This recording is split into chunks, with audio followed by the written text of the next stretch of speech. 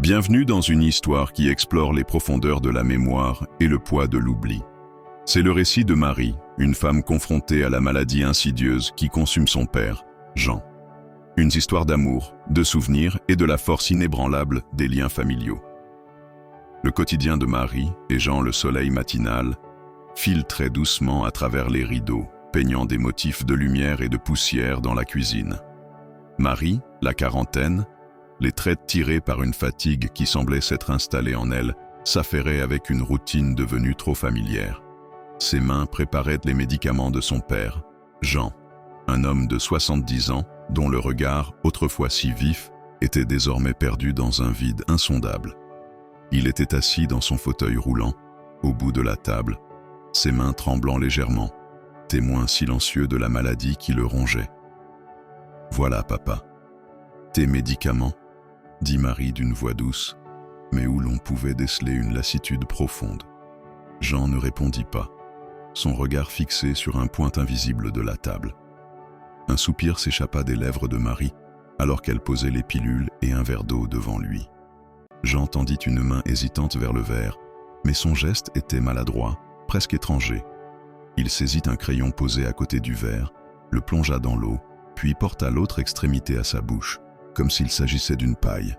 Marie observait la scène, le cœur serré par une douleur familière. Une larme solitaire traça un chemin sur sa joue, un témoignage silencieux de l'impuissance qu'elle ressentait. Elle se détourna, incapable de supporter ce spectacle, cette réalité cruelle. La maladie, cette chose insidieuse, avait volé son père, morceau par morceau. Elle se souvenait de l'homme qu'il avait été, vif, intelligent, plein d'humour. Maintenant, il n'était plus qu'une ombre, un corps habité par un esprit qui s'échappait, un peu plus chaque jour. Le souvenir d'un rire, 10 ans plus tôt, le salon résonnait d'un rire joyeux. Jean, plus jeune, rayonnait de vie, racontant une anecdote à une Marie adolescente. Ils étaient tous les deux affalés sur le canapé, un jeu de société étalé devant eux, l'ambiance légère et insouciante. Et là, le chien a sauté sur la table et a mangé tout le gâteau, s'exclama Jean, riant aux éclats. Marie, elle aussi, riait de bon cœur. « Non, papa, c'est pas vrai !» s'écria-t-elle, incrédule. Jean, un sourire malicieux aux lèvres, lui assura « Je te jure, c'était un spectacle. » Ce souvenir, vif et douloureux à la fois, contrastait violemment avec la réalité présente. La lutte contre l'oubli de retour au présent, Marie était assise à côté de son père, sa main dans la sienne.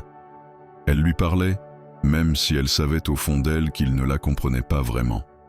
Elle lui racontait des souvenirs, des moments heureux de leur vie passée, comme pour conjurer le sort, pour ramener un fragment de l'homme qu'il était. « Tu te souviens, papa, quand on allait pêcher au lac? Tu me disais toujours que le plus gros poisson était celui qui s'était échappé. » Un éclair de reconnaissance, fugace et presque imperceptible, traversa les yeux de Jean, avant que son regard ne redevienne vide. Marie serra sa main un peu plus fort. Elle savait que chaque jour était un combat, une lutte acharnée contre l'oubli. Mais elle était là, elle serait toujours là, pour lui, pour l'homme qu'il était, et pour l'amour inconditionnel qui les unissait. L'amour qui demeure dans le jardin, sous le soleil éclatant et le chant mélodieux des oiseaux. Marie était assise sur un banc, contemplant les fleurs. Dans sa main, elle tenait une vieille photo, un instantané d'elle et de son père, jeunes et souriants. Elle ferma les yeux, se laissant envahir par les souvenirs, par la douce mélancolie des jours passés. La maladie avait pris beaucoup, mais elle n'avait pas pu effacer l'amour et les moments précieux qu'ils avaient partagés. « C'est encombrant la maladie », murmura Marie en voix off, sa voix empreinte d'une profonde émotion.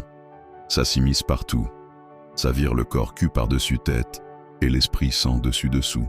Et ça finit par prendre tout ce qu'il y a à prendre. Mais ça ne prendra jamais l'amour, ça ne prendra jamais les souvenirs, ça ne prendra jamais ce que nous avons été.